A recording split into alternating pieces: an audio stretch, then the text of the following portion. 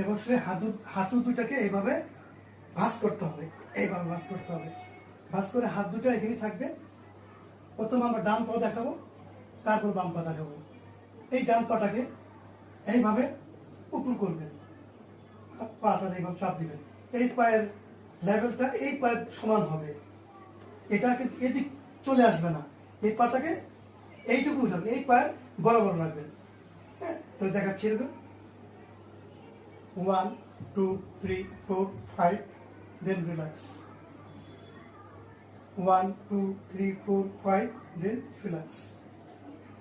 Same আমরা বাম পাটা এইভাবে করবো 1 2 3 4 5, দেন রিল্যাক্স।